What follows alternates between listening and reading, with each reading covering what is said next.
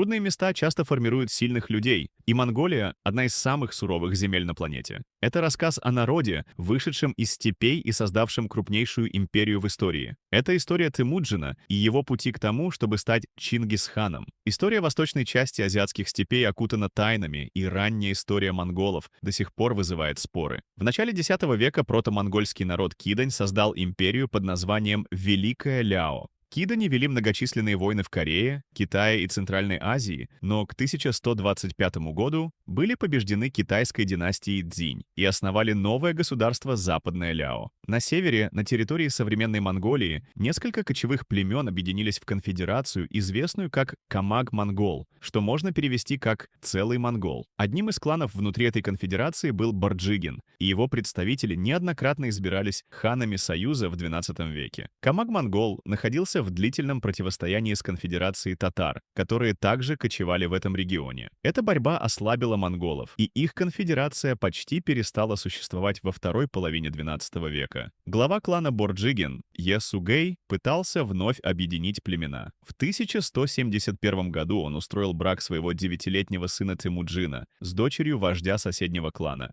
Барте. Некоторые источники утверждают, что во время свадьбы Есугей был отравлен татарами. Темуджин попытался занять место вождя, но был отвергнут и изгнан вместе с семьей. На протяжении следующих 6 лет Темуджин жил в нищете и даже несколько раз попадал в рабство. Со временем Темуджин начал формировать свое племя с помощью кровного брата Джамухи и лидера племени киреитов Тогрул-хана. Темуджин и Джамуха вместе совершали набеги на другие племена, но их пути разошлись. Джамуха поддерживал традиционную монгольскую аристократию, в то время как Темуджин предоставлял власть способным людям, независимо от их происхождения. Опасаясь растущей популярности Темуджина, Джамуха в 1187 году напал на него с армией из 30 тысяч воинов. Темуджин, имея 20 тысяч человек, потерпел поражение в битве при Дале и Белзутах. О жизни Темуджина в следующие 10 лет известно мало, но в 1197 году он возглавил объединенные силы монголов и киреитов в войне против татар, начатой династией Цзинь. В этом конфликте Темуджин отомстил за смерть своего отца.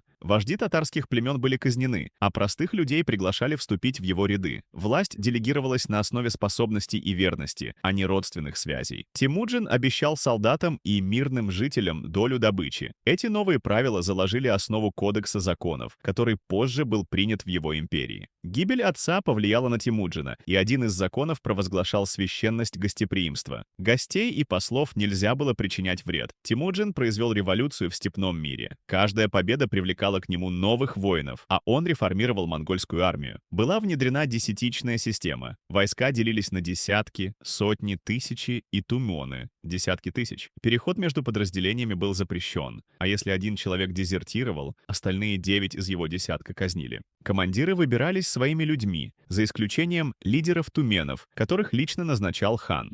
Такая структура командования обеспечивала гибкость, дисциплину и преданность, что было жизненно важно для выполнения сложных маневров. Каждый трудоспособный мужчина должен был быть частью этой системы. В 1201 году несколько враждебных кланов собрали совет, известный как Курултай на монгольском языке, и провозгласили Джамуху ханом. Это вызвало пятилетнюю войну между Джамухой и Темуджином, который смог одержать победу над своим бывшим кровным братом в битве у 13 сторон. В том же году Темуджин организовал собственный курултай монгольских вождей, которые избрали его своим лидером, присвоив титул Чингисхана, вождя всех. Впервые враждующие племена объединились в единый кочевой народ под одним знаменем и единой властью.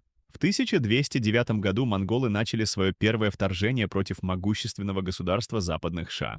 Хотя подробности этого конфликта неизвестны, очевидно, что Чингисхан одержал победу в открытых сражениях, но столкнулся с трудностями при захвате хорошо укрепленных городов. Во время этой кампании монголы осознали важность осадной войны.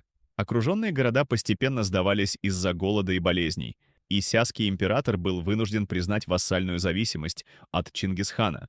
До этого момента династия Цзинь недооценивала монголов, считая их незначительной угрозой на северной границе, и даже отказала Ляо в просьбе о помощи. Но к 1211 году ситуация изменилась. Цзинь требовала от монголов подчинения, что привело к войне. В марте 1211 года Чингисхан собрал всех монгольских вождей и начал подготовку к войне против Китая.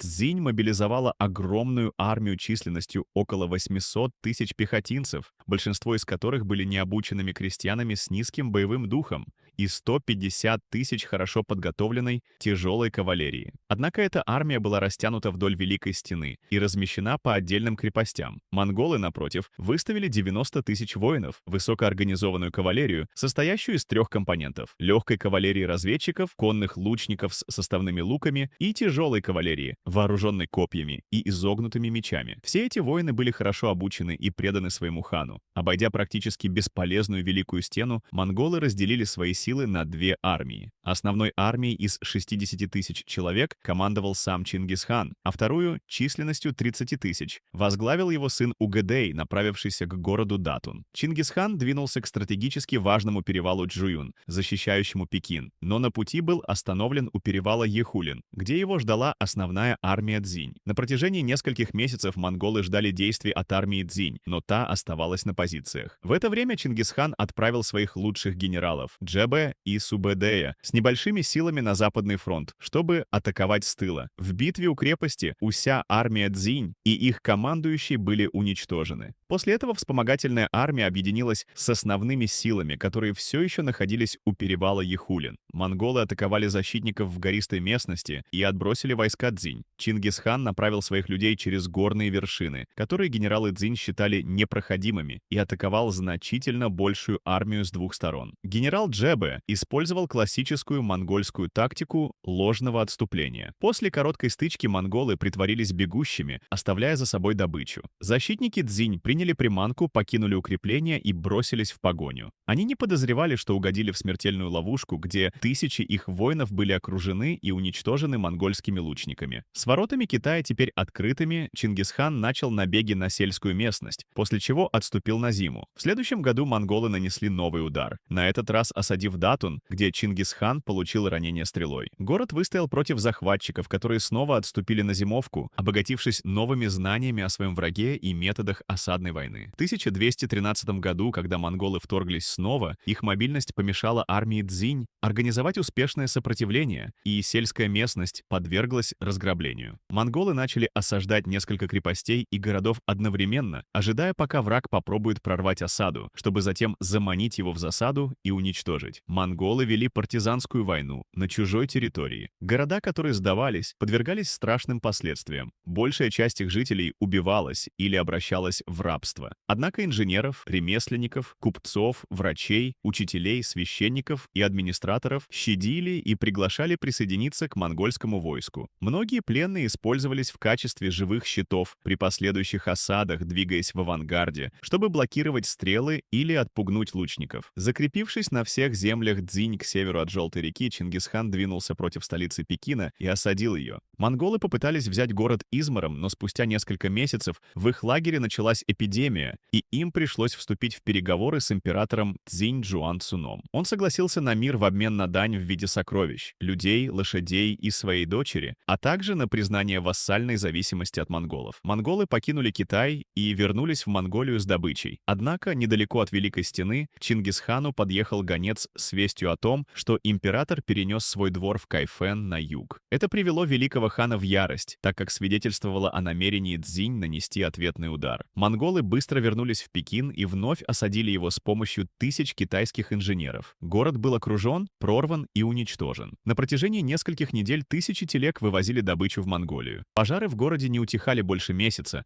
а его жители подверглись массовому истреблению. То, что когда-то считалось незначительной угрозой, поставило на колени нацию с населением в 20 миллионов человек, а монгольская опустошительная сила теперь двигалась на запад. Одним из племен, побежденных Чингисханом в 1205 году, были найманы. После поражения принц племени Кучлук бежал на запад. В 1208 году Чингисхан снова разбил его, и Кучлук нашел убежище в соседней западной Ляо. Его приняли, и он даже женился на дочери императора Силугу. Однако через 2 года Кучлук восстал против своего тестя и захватил власть в империи, империи. В 1216 году Кучлук атаковал город Амалик, находившийся под защитой монголов. Чингисхан отправил своего лучшего генерала Джебе, который разбил Кучлука в битве при Баласагуне, и через 2 года вся империя оказалась под монгольским контролем. Теперь монголы граничили с великим хорезмийским государством, которым правила персоязычная тюркская династия. Чингисхан отправил караван с драгоценными подарками к шаху Мухаммеду II, надеясь установить торговые отношения. Однако правитель хорезмийского города Атрар Иналчук арестовал членов каравана, обвинив их в шпионаже. Чингисхан затем отправил 3 послов непосредственно к шаху, требуя освободить торговцев. Мухаммед отказался. Купцов вместе с одним из послов казнили. Это нарушение священных законов гостеприимства глубоко оскорбило Чингисхана, и он начал планировать месть. Он собрал информацию о враге на Великом Шелковом пути, привлек осадных инженеров из Китая и разработал план, включающий разделение его армии на 3 колонны. Численность войск обеих сторон вызывает споры, но большинство историков сходится во мнении, что в начале кампании монголы превосходили хорезмийцев числом — около 100 тысяч против 60 тысяч. Зимой 1219 года Чингисхан отправил своего старшего сына Джучи и генерала Джебе с 20 тысячами воинов через горы Тяньшань, чтобы опустошить плодородную Ферганскую долину. Этот рискованный маневр оправдал себя. Они обошли оборонительные линии и ввели врага в заблуждение, создав впечатление, что это основная армия. Тем временем другая армия под руководством второго и третьего сыновей Чингисхана, Чагатая и Угедея, прошла через Джунгарские ворота и осадила Атрар с гарнизоном в 20 тысяч человек. После 5 месяцев осады перебежчик открыл ворота, и монголы ворвались в город. Атрар стал первым из многих городов, где все население было убито или обращено в рабство, а сам город был стерт с лица земли. Иналчук, правитель города, был пленен и, по сообщениям, казнен, причем ему залили расплавленное серебро в глаза и уши. Шах Мухаммед II готовился к защите своей столицы Самарканда, но Чингисхан обманул его, пройдя 300 миль через пустыню Кызылкум, которую считали непроходимой, двигаясь от одного оазиса к другому. Монголы внезапно появились у ворот Бухары. Оборона города была слабой, и отчаявшиеся защитники попытались выйти из города и дать бой в открытом поле, где были уничтожены. Следующей целью стала столица Хорезма — Самарканд. Монголы подошли к городу в марте 1220 года. Город с гарнизоном в 40 тысяч человек был атакован. При этом пленные использовались как живые щиты. На 3-й день осажденные предприняли контратаку. Чингисхан симулировал отступление, заманив половину гарнизона, включая боевых слонов, за пределы укреплений, где они были уничтожены. Шах Мухаммед II дважды пытался прийти на помощь городу, но был отброшен. На 5-й день почти все защитники сдались. Жители города числом около 100 тысяч были уничтожены. Шах и его сын смогли бежать на запад, поэтому Чингисхан приказал своим генералам Субедею и Джебе преследовать их с армией численностью около 20 тысяч человек. Легендарная экспедиция этой армии заслуживает отдельного рассказа. После разрушения Самарканда Чингисхан двинулся на богатый город Ургенч с юга, а его сын Джучи атаковал его с севера. Несмотря на упорную оборону, город был захвачен, но это привело к новой проблеме. Джучи получил право грабить город, но предпочел вести переговоры с местными жителями, чтобы избежать разрушений. Его братья, недовольные таким подходом, выступили против. Чингисхан отстранил своего старшего сына от командования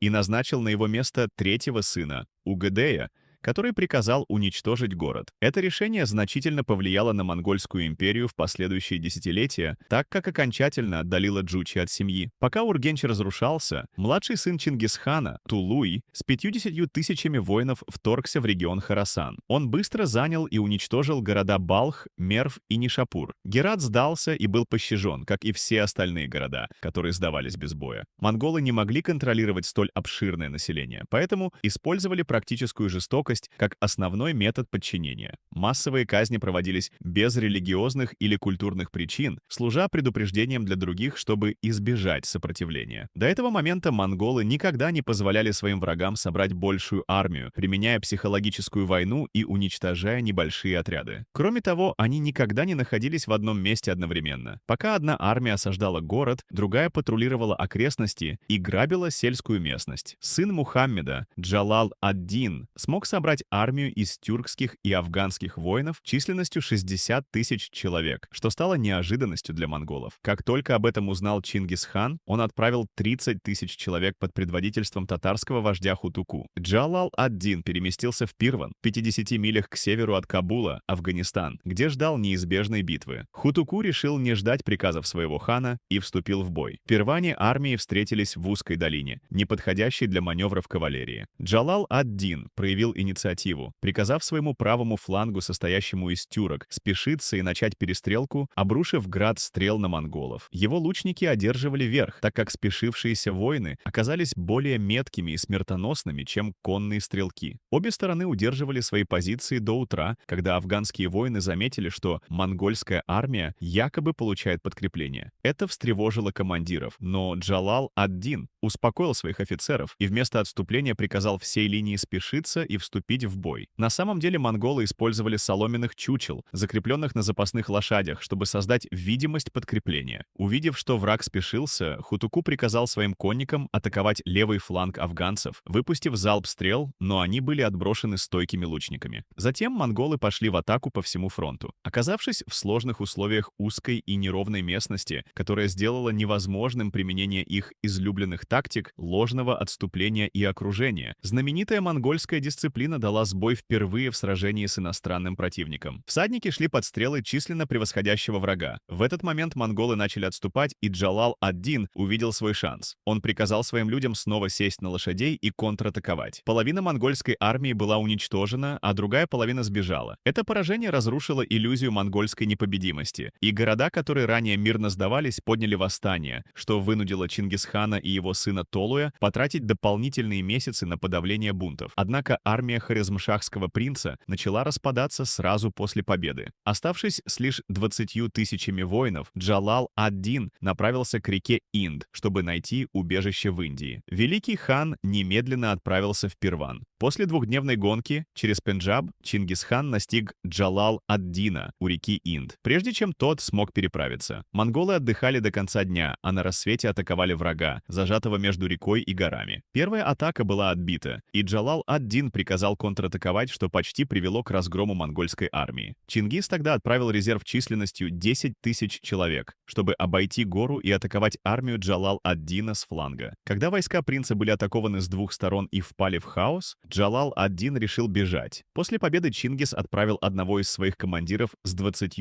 тысячами воинов, чтобы догнать принца, но тот исчез. Тем не менее, большая часть территории Хорезма была аннексирована, а его шах умер на острове в Каспийском море. Что касается населения, говорят, что монголы сократили численность жителей этого процветающего региона с 2 миллионов до 200 тысяч. Монгольское вторжение в Азию только начиналось. После того, как генералы Субэдай и Джебе с 20 тысячами воинами не смогли догнать Хорезмшаха, они провели зиму 1220 года в Иране и Азербайджане, занимаясь грабежами и предотвращая помощь западных хорезмийских войск Джалал ад-Дину на востоке. В этом месте была задумана одна из самых дерзких разведывательных операций в истории. В 1221 году армия впервые вторглась в королевство Грузия, где они грабили деревни в поисках припасов. Король Георгий IV, увидев, как его земли разорены захватчиками, собрал армию, в которой было много рыцарей, обещавших присоединиться к Пятому крестовому походу. В последующей битве Усагами Субутай сыграл на приманке, притворившись, что отступает, что заставило более медленных и тяжело вооруженных кавалеристов оторваться от пехоты, а затем он окружил их и уничтожил. Затем монголы вернулись в Азербайджан и Иран, сжигая и грабя еще несколько городов. Через несколько месяцев Грузия вновь была захвачена Субутаем. Георгий IV попытался остановить захватчиков у Тбилиси, но его армия вновь была окружена. Эти сражения ослабили Грузию, и монголы смогли пройти через Кавказские горы. Субутай повел свои войска через горы зимой. Его солдаты понесли большие потери и были истощены. Когда они спустились с гор, их армия столкнулась с коалицией местных лезгинов, аланов, кипчаков и волжских булгар. Вражеская армия насчитывала более 50 тысяч человек. Сначала монголы атаковали, но были отбиты. Коалиция решила не отступать и подождать, пока монголы не погибнут от голода.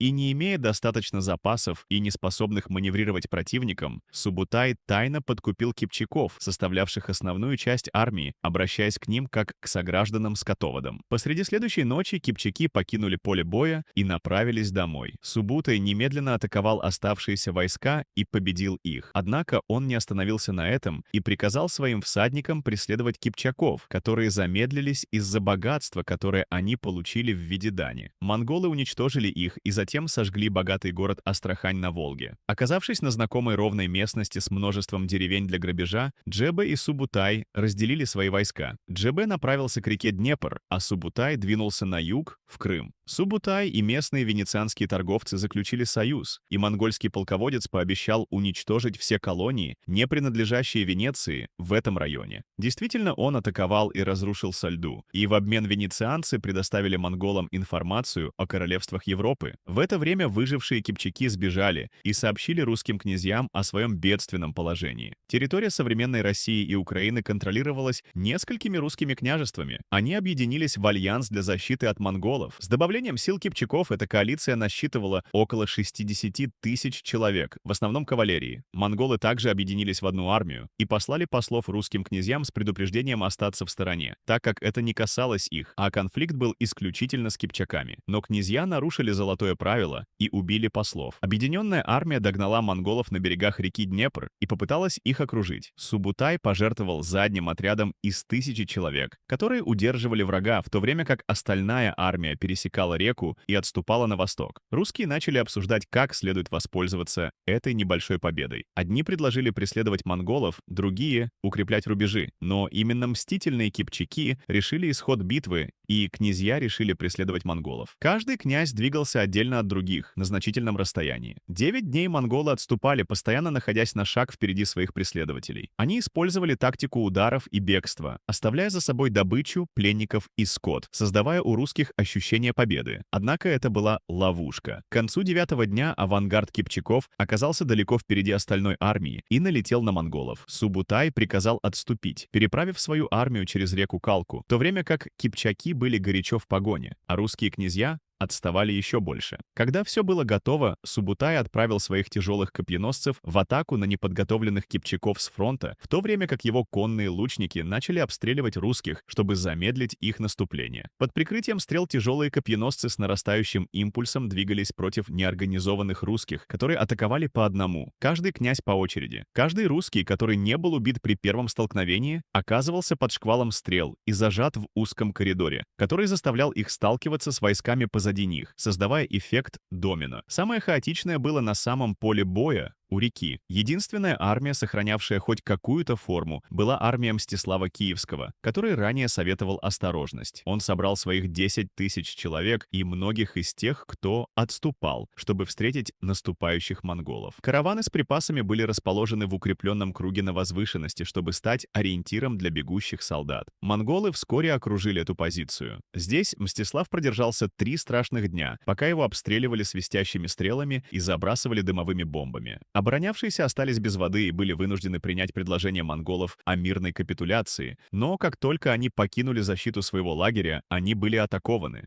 Союзники оказались окружены с всех сторон, за исключением маленького прохода, который был специально оставлен открытым, давая надежду многим, кто попытался использовать этот шанс для побега. Субутай устроил эту ловушку, так как он предпочитал, чтобы эти люди были убиты небольшими группами, более быстрыми конными лучниками, которые сбрасывали их одного за другим. Только 1 из 10 воинов из армии союзников сумел избежать смерти или плена. Что касается Мстислава Киевского и русских князей, их связали и поместили под деревянную платформу, на которой монгольские генералы устраивали пир, в то время как русские были раздавлены под ней. Затем Субутай прошел через другую сторону Каспийского моря, разгромив еще больше кипчаков и волжских булгар на пути обратно в Монголию. Хотя монголы не захватили новые земли в этой великой экспедиции, они получили знания о ландшафте, людях и их армиях. По возвращении из великого набега Субутай не стал отдыхать, поскольку ему была поручена новая миссия — наказать вассальное королевство Сия за отказ участвовать в монгольских кампаниях. Чингисхан никогда не терпел предательства, и поэтому он собрал колоссальную армию. Но на этот раз монголы уже знали территорию и искусство осады. Королевство быстро пало, и император был убит. Однако перед началом вторжения Чингисхан упал с лошади и повредил плечо. У него быстро поднялась высокая температура, и ему посоветовали вернуться в Монголию и отдохнуть. Но великий хан продолжил свой путь. Жизнь полна иронии, и сия стали первым и последним народом, завоеванным Чингисханом. 11 августа 12 века 27 года, в возрасте 66 лет, Чингисхан скончался. Его империя пережила его смерть благодаря законам, которые он разработал, и способным детям, которых он вырастил. Он несколько раз пытался решить вопрос о наследовании. Перед походом в Хорезм он собрал своих 4 сыновей в палатке и готовился нарушить еще одну монгольскую традицию, согласно которой, когда отец умирал, его земля наследовалась младшим сыном, а стадо делилось между остальными. Однако Чингисхан призвал своих сыновей сохранить единство империи, которую они помогли ему построить, и попросил Джочи выступить и выразить свое мнение. Прежде чем тот успел сказать хоть слово, Чагатай, о котором ходили слухи, что он был настоящим первенцем Чингисхана, оскорбил его, сказав, что он не из их рода и что он никогда не будет следовать за ним как великий хан. Чингисхан решил, что лучший способ сохранить империю целой — это дать каждому сыну земли, где они смогут поселиться и править, если будут уважать великого хана. Третий сын, Огедий, стал тем, кто взойдет на трон. Дочери Джочи были обещаны земли в Персии и Европе, Чагатаю было отведено Центральную Азию, Огедею — Китай, а младший, Тулуй, должен был заняться Монголией. Этот семейный конфликт о наследии одного человека привел к разделению всего известного мира, что поставило под угрозу монгольское наследие.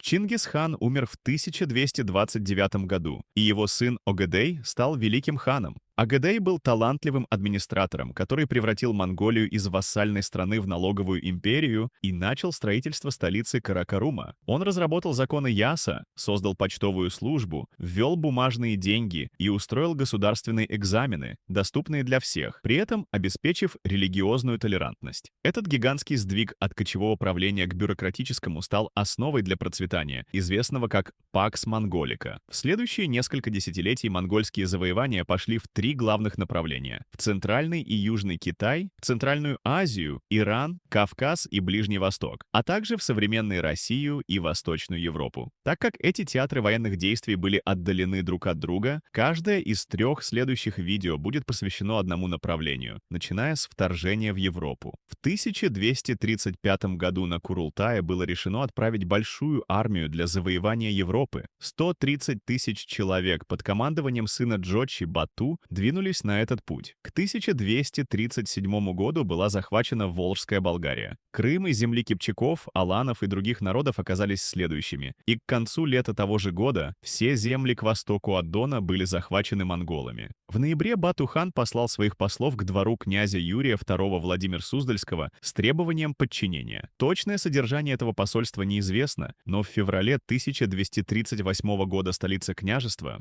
Владимир, была разрушена монголами. Хронология событий остается спорной, но известно, что в 1238 и 1239 годах было уничтожено множество русских княжеств, а их столицы сожжены. Монголы двигались быстро, разделяясь и захватывая по пути, не позволяя русским объединить свои силы. Самое крупное сражение этой кампании произошло у реки Сить, где монголы одержали победу. Единственные крупные города, которые уцелели, были Новгород и Псков, так как они признали власть монголов. К концу 1239 года монголы вернулись за Дон. Бату пришлось отправить часть сил на юг для помощи в завоевании Кавказа, в то время как силы Монке были отозваны в Монголию. Поэтому весной 1240 года монголы начали рекрутировать местные племена. Летом того же года они возобновили наступление. Самый крупный и богатый город Руси, Киев, был осажден в сентябре. Послы, посланные в город, были убиты, а сама столица пала после 3 месяцев осады. Все 50 тысяч жителей города были уничтожены. С захватом русских княжеств и их включением в Золотую Орду монголы начали смотреть в сторону Центральной Европы. Венецианцы выполнили свою сделку с Субутаем, предоставив ему важную информацию о королевствах Европы, что позволило ему спланировать разрушительную кампанию против всего континента. В декабре 1240 года монголы были готовы вторгнуться в Польшу и Венгрию. Бату отправил несколько посланцев к высокому князю Польши, Генриху II и королеве королю Венгрии Белу IV. Оба посла были убиты. Монголы вторглись в Центральную Европу 3 колоннами. Первая группа должна была отвлечь Польшу — Байдар, Кадан и Орда с 2 туманами. Вторая группа, в основном Бату и Субутай с 3-4 туманами, пересекала Карпаты через перевал Вороке, а третья двигалась вдоль реки Дунай. В конце 1240 года первая группа продвигалась против Польши с поразительной скоростью 50 миль в день, разграбив Лублин и Сандомир 13 февраля